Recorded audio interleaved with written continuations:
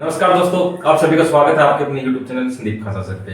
दोस्तों, जो सीरीज हमने स्टार्ट कर रखी है, इसी सीरीज के अकॉर्डिंग एक और बेहतरीन क्लास रहेगी। बेहतरीन से बेहतरीन क्वेश्चन आपने देखे होंगे भी। कम्युनिटी में किस तरीके से क्वेश्चन लगाता हूँ, कितने परसेंटेज बच्चे इसमें सही जवाब देते हैं और कितने परसेंटेज बच्चे गलत जवाब देते हैं। यानी 80% लगभग बच्चे उसमें गलत जवाब देते हैं। लगभग 7 या 8% ऐसे क्वेश्चन मैं डाल रहा हूँ जिसमें 7 या 8% बच्चे सही आंसर दे रहे हैं। और हमारा टेलीग्राम ग्रुप है संदीप खासा सर ट्यूटर हरियाणा, उससे आप उसको ज्वाइन कर सकते हो और ऐसे क्वेश्चन की सीरीज वहां चलती रहेगी। और जो क्वेश्चन जो मैं लगातार करवा रहा हूँ उसकी डिटेल में जो पीडीएफ है वो आपको उसी ग्रुप में प्रोवाइड करवा दूंगा।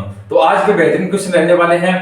क्वेश्चन को एक्सप्लेन करेंगे, समझेंगे और आप देखना किस तरीके से क्वेश्चन रहेंगे और लगातार मेहनत करते रहिए। सीईटी जल्दी होने वाला है, तो बेहतरीन से बेहतरीन क्वेश्चन है। पहला क्वेश्चन है, कौन सा है देखो, जर्नल ऑफ हरियाणा स्टडीज नामक पत्रिका का प्रकाशन कहां से होता है? पुस्तक कौन सी है? Journal of Haryana studies. Journal of Haryana studies, यानी ये पुस्तक है, इसका प्रकाशन कहां से होता है? आप सोच के बताओ इसका प्रकाशन कहां से होता है। तो इसका जो प्रकाशन होता है, मैंने देखो कम्युनिटी में क्वेश्चन शायद लगाया है नहीं, मैं पता नहीं, लेकिन लगा दूंगा। आप देख लेना वहां पे कितने बच्चे इसमें गलत आंसर देते हैं, कितने से। जर्नल ऑफ हरियाणा स्टडीज जो पुस्तक है, इसका प्रकाशन होता है कुरुक्षेत्र विश्वविद्यालय से। कहां से? कुरुक्षेत्र विश्वविद्यालय से। कुरुक्षेत्र विश्वविद्यालय से, जो 1956 में बनाया गया था। कहां पे? कुरुक्षेत्र में। यानी 1956 में इसको बनाया गया था। डॉक्टर राजेंद्र प्रसाद द्वारा इसका उद्घाटन किया गया था। यानी जर्नल ऑफ हरियाणा स्टडीज जो पुस्तक है, उसका जो प्रकाशन होता है कुरुक्षेत्र विश्वविद्यालय से होता है। इसका थोड़ा सा मैं इतिहास बता दूं आपको, हिस्ट्री भी इस पुस्तक का आप समझने की कोशिश करो। आज से पहले ऐसा आपने ना तो कहीं पढ़ा होगा, ना ही आपने किसी ने करवाया होगा। देखो, जर्नल ऑफ स्टडीज जो पुस्तक है, जर्नल ऑफ हरियाणा स्टडीज, इसका इतिहास क्या है मैं बता दूं। 1966 के अंदर जब हरियाणा अलग हुआ था, तब हरियाणा की पहली पत्रिका आई थी हरियाणा शोध पत्रिका। हरियाणा शोध पत्रिका, जो हरियाणा शोध पत्रिका आई थी ना, ये कब आई थी? हरियाणा की पहली पत्रिका थी। क्वेश्चन पूछा गया हरियाणा की पहली पत्रिका कौन सी थी? हरियाणा शोध पत्रिका, जो 1966 में पहली बार प्रकाशित हुई थी। और किस जिले से हुई थी? ये रेवाड़ी से प्रकाशित हुई थी। इंपॉर्टेंट क्वेश्चन है, याद कर लेना, आया भी हुआ है। हरियाणा शोध पत्रिका कहां से प्रकाशित हुई थी? हरियाणा की पहली पत्रिका हरियाणा शोध पत्रिका रेवाड़ी से प्रकाशित हुई थी। कब हुई थी? 1966 भी आ जाता है, 1967 भी बताया गया, लेकिन इसमें मैं बता दूं 1966 दिखाया हुआ है। यानी 1966 में हरियाणा की पहली पत्रिका हरियाणा शोध पत्रिका थी, जो रेवाड़ी से प्रकाशित हुई। ठीक है, ये इतिहास बता रहा हूं, जर्नल ऑफ हरियाणा स्टडीज पुस्तक का। देखो किस तरीके से इतिहास बनता है। जो ये पत्रिका प्रकाशित हुई थी ना, हरियाणा शोध पत्रिका, ये एक वर्ष के अंदर कितनी बार प्रकाशित होती थी? 3 बार प्रकाशित होती थी। एक वर्ष में कितनी बार प्रकाशित होती थी? 3 बार प्रकाशित होती थी। ठीक है, और ये रेवाड़ी से कितने साल प्रकाशित हुई? तो ये 3 साल प्रकाशित हुई। यानी 1966 से और 69 तक, यानी 3 वर्ष तक कहते हैं भी। ये पत्रिका कहां से प्रकाशित हुई थी? रेवाड़ी से प्रकाशित हुई थी। ठीक है, उसके बाद में कहां से प्रकाशित होने लगी थी? ये 1969 में हुई। 1969 के बाद में ये कुरुक्षेत्र विश्वविद्यालय से, यानी जो मैंने ऊपर लिखा कुरुक्षेत्र विश्वविद्यालय से ये प्रकाशित होने लगी। और किस नाम से प्रकाशित होने लगी? जर्नल ऑफ हरियाणा स्टडीज नामक नाम से प्रकाशित होने लगी। यानी क्या इतिहास था? मैंने क्वेश्चन क्या डाला, पूछा आपसे, जर्नल ऑफ हरियाणा स्टडीज पुस्तक कहां से प्रकाशित होती है? तो ये कुरुक्षेत्र से प्रकाशित होती है। ठीक है, कुरुक्षेत्र विश्वविद्यालय से प्रकाशित होती है। और इसके इतिहास की बात करें ना, तो 1966 में हरियाणा की पहली पत्रिका थी हरियाणा शोध पत्रिका। यानी हरियाणा शोध पत्रिका जो रेवाड़ी से प्रकाशित होती थी, हरियाणा की पहली पत्रिका है। इंपॉर्टेंट क्वेश्चन याद रखना। ये एक वर्ष में कितनी बार प्रकाशित होती थी?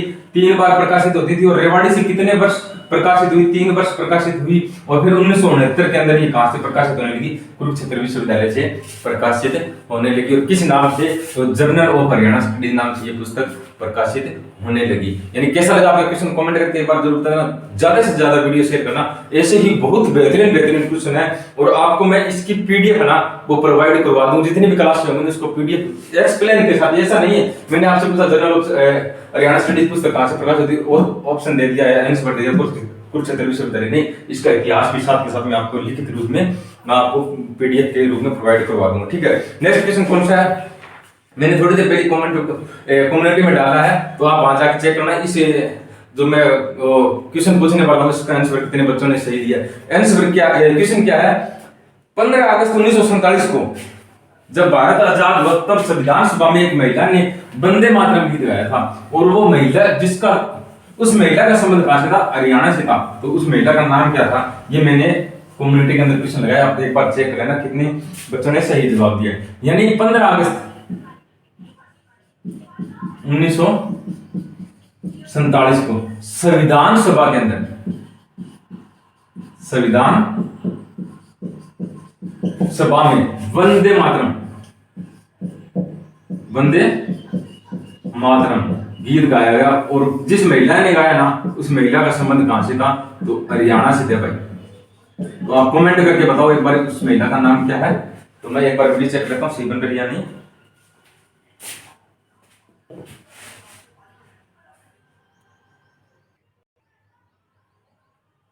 यानी 15 अगस्त 1947 को जब भारत आजाद हुआ उस समय संविधान सभा में एक महिला ने वंदे मातरम गीत गाया था, और उस महिला का नाम क्या था, उस महिला का नाम था सुचेता कृपलानी। सुचेता, समझ गए होंगे आप, सुचेता कृपलानी। आज तक क्वेश्चन ये पूछा गया था सुचेता कृपलानी से, भाई भारत में किसी भी राज्य की, भारत में किसी भी राज्य की पहली महिला मुख्यमंत्री कौन थी।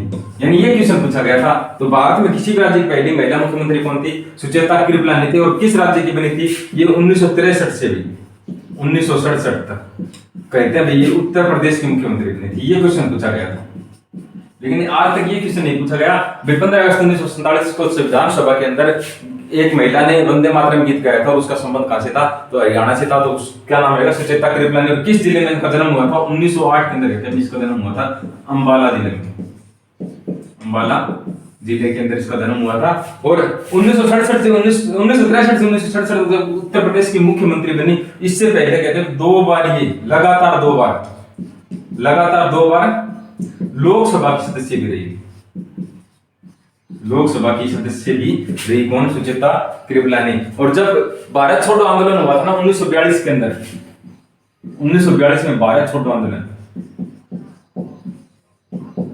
भारत छोड़ो आंदोलन इंपॉर्टेंट क्यों है, यहाँ से क्या है, यहाँ पर हरियाणा की तरफ से एक महिला ने भाग लिया था, अरुणा आसफ अली, अरुणा आसफ अली। और इनके साथ में दूसरी महिला कौन थी, तो सुचेता कृपलानी थी, सुचेता कृपलानी। ठीक है, सुचेता कृपलानी का संबंध आ जाए तो अंबाला से, और अरुणा आसफ अली का संबंध आ जाए तो कहां से रहेगा, पंचकुला से, पंचकुला से रहेगा। और हरियाणा की पहली महिला जिसे क्या मिला है, भारत रत्न मिला है, कौन है ये महिला, ये रहेगी अरुणा आसफ अली। और इनका संबंध कहां से रहेगा, काल का पंचकुला से इनका संबंध रहेगा। सुचेता कृपलानी की बात करें ना तो इनके जो पति थे उनका नाम था जेपी कृपलानी, जेपी कृपलानी। क्यों इंपॉर्टेंट है, क्योंकि ये जेपी कृपलानी थे ना जब भारत आजाद हुआ 15 अगस्त 1947 को, तब कांग्रेस के अध्यक्ष थे भाई, कांग्रेस के अध्यक्ष कौन थे, जेपी कृपलानी। यानी 15 अगस्त 1947 को 2 इंपॉर्टेंट क्वेश्चन बन गए। कौन से, एक तो किसी महिला ने वंदे मातरम गीत गाया था संविधान सभा के अंदर, उनका संबंध हरियाणा से था, तो कौन थी, सुचेता कृपलानी। और इनके पति थे जेपी कृपलानी, ये उस समय क्या थे, कांग्रेस के अध्यक्ष थे। इंपॉर्टेंट क्वेश्चन था, बहुत इंपॉर्टेंट। कम्युनिटी में जाके एक बार चेक करो बच्चों का लेवल कितना है, और आप किस तरीके से क्वेश्चन पढ़ रहे हो, किस तरीके से क्लास देख रहे हो। तो नेक्स्ट क्वेश्चन की तरफ चलते हैं। नेक्स्ट क्वेश्चन बहुत अच्छा क्वेश्चन है, हाँ ये भी मैंने कम्युनिटी में डाला था, बच्चों के कमेंट भी आए थे सर इसका आप आंसर ओपन कर दिया करो। देखो कितना अच्छा क्वेश्चन है, सुल्तानपुर राष्ट्रीय उद्यान से क्वेश्चन है ये, सुल्तानपुर राष्ट्रीय उद्यान। क्या क्वेश्चन है, 5 जुलाई 1991 को, 5 जुलाई 1991 को सुल्तानपुर राष्ट्रीय उद्यान को किस अधिनियम के तहत राष्ट्रीय उद्यान का दर्जा दिया गया है। सुल्तानपुर राष्ट्रीय उद्यान स्टोरी देखना यहाँ पे, सुल्तानपुर राष्ट्रीय उद्यान कहां रहेगा, ये रहेगा भी गुरुग्राम में, सुल्तानपुर गुरुग्राम में। ठीक है, और किस अधिनियम के तहत, अधिनियम के तहत इसे राष्ट्रीय उद्यान का दर्जा मिला, ये लिखना है, राष्ट्रीय उद्यान का दर्जा प्राप्त हुआ। ठीक है। 5 जुलाई 1991 को यानी जो सुल्तानपुर राष्ट्रीय उद्यान से राष्ट्रीय उद्यान का दर्जा मिला, गुरुग्राम में रहेगा, इसको किस अधिनियम के तहत राष्ट्रीय उद्यान का दर्जा प्राप्त हुआ, ये क्वेश्चन है। मैं पहले आपको बता दूं, जो राष्ट्रीय सुल्तानपुर राष्ट्रीय है ना, इस उद्यान इसको पहले क्या कहा जाता था, सुल्तानपुर पक्षी विहार इसे कहा जाता था। क्यों कहा जाता था? और इसका दूसरा नाम क्या था? डॉक्टर सलीम अली पक्षी विहार। यहाँ पे एक डॉक्टर रहते थे, डॉक्टर सलीम अली, ठीक है, जो पक्षी वैज्ञानिक थे, उनके नाम पे पहले इसका नाम रखा गया था। बात है 1969 की, 1969 को नई दिल्ली में एक अंतरराष्ट्रीय संघ है जिसका नाम लिख देता हूं, प्रकृति और प्राकृतिक संसाधन संरक्षण संघ, यानी ये एक अंतरराष्ट्रीय संघ है जिसकी एक मीटिंग हुई थी नई दिल्ली के अंदर 1969 के अंदर, यानी नई दिल्ली में एक मीटिंग होती है 1969 में, और इसका जो सदस्य आता है पीटर जैक्सन।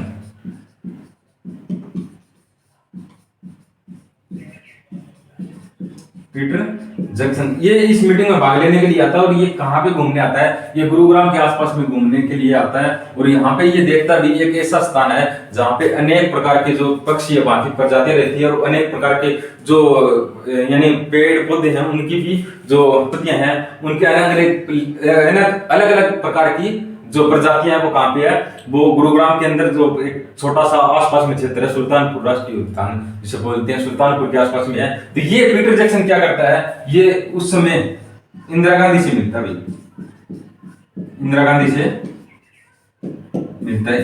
मिलता है, और ये इसमें इसको मुद्दे को सामने रखता है, भाई यहाँ पे कुछ ऐसा है जिसको वन्य जीव के लिए हम संरक्षित कर सकते हैं, ऐसा क्षेत्र है। तो ये पीटर जैक्सन इसकी बात इंदिरा गांधी को रखता है। तो इंदिरा गांधी उस समय क्या थी? बिजी थी और कहीं विदेश का दौरा था। तो ये किसको भेज दिया? उस समय जो हरियाणा में चौधरी बंशीलाल मुख्यमंत्री थे, बंशीलाल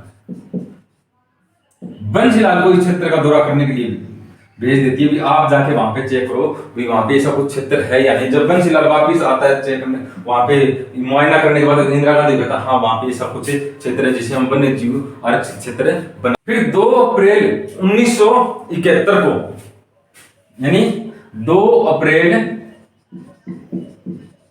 1971 को पंजाब का एक अधिनियम है 1959, पंजाब वन्य जीव अधिनियम, संरक्षित अधिनियम। इसके अकॉर्डिंग क्या करते हैं? 2 अप्रैल 1971 को इसे वन्य जीव यानी राष्ट्रीय वन्य जीव संरक्षित क्षेत्र का घोषित कर दिया जाता है। किसे? सुल्तानपुर को, राष्ट्रीय सुल्तानपुर झील को 1959 के पंजाब वन्य जीव संरक्षण अधिनियम के धारा 8 के तहत पक्षी अभ्यारण्य का दर्जा दिया जाता है। धारा कौन सी रहेगी इसमें? धारा 8। आने वाले एग्जाम में क्वेश्चन पूछा जा सकता है 1959 में पंजाब अधिनियम वन्य जीव अधिनियम धारा 8 के अकॉर्डिंग जो सुल्तानपुर है इसे पक्षी अभ्यारण्य का दर्जा प्राप्त हुआ था, पक्षी अभ्यारण्य का दर्जा प्राप्त हुआ था। ठीक है, फिर ये जैसे जैसे चलते रहते हैं। और कितना क्षेत्र था उस समय? 1.21 वर्ग किलोमीटर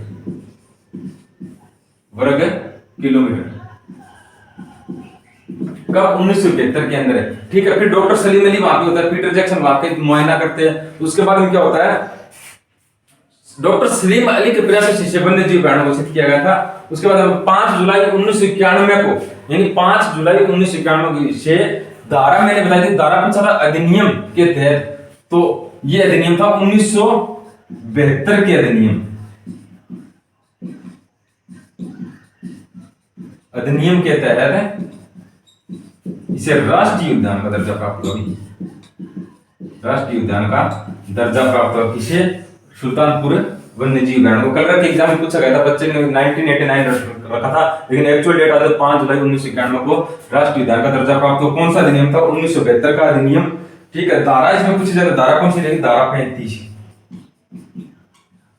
धारा 35 रहेगी। और राष्ट्रीय उद्यान का दर्जा प्राप्त 4 गांव की जमीन इसे मिली थी। 4 गांव कौन कौन से रहेंगे? एक तो सुल्तानपुर, ठीक है, और दूसरा कौन सा है, चंदू संग्राणा और सैयदपुर, चंदू संग्राणा और सैयदपुर। जो ऐसे क्वेश्चन है इसकी पीडीएफ आपको टेलीग्राम ग्रुप में मिल जाएगी, ज्वाइन जरूर कर लेना, ठीक है। क्वेश्चन का था, एक बार फिर रिपीट कर देता हूं। सुल्तानपुर 5 जुलाई 1991 को सुल्तानपुर राष्ट्रीय उद्यान को एक राष्ट्रीय उद्यान का दर्जा प्राप्त हुआ, किस अधिनियम के तहत, तो अधिनियम रहेगा 1972 के अधिनियम के तहत, धारा 35 के तहत इसे राष्ट्रीय उद्यान प्राप्त हुआ।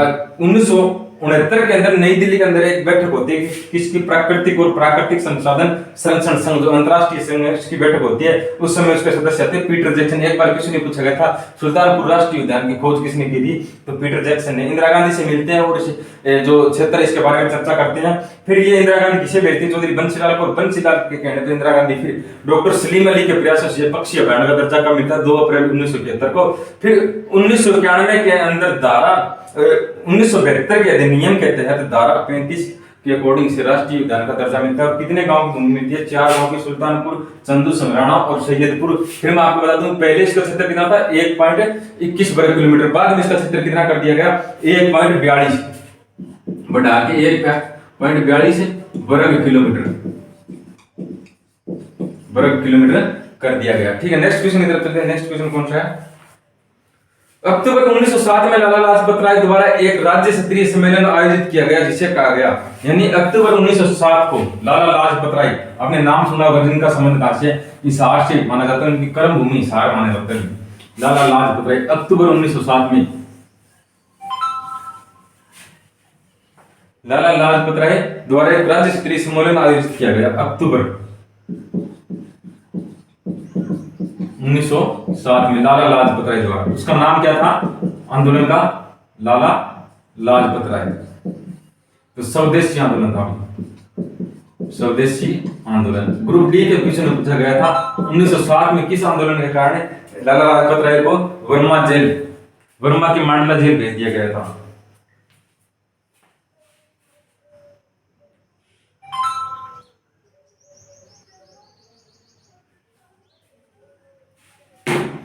तो स्वदेशी आंदोलन के कारण इसे कहां भेज दिया गया था, मांडले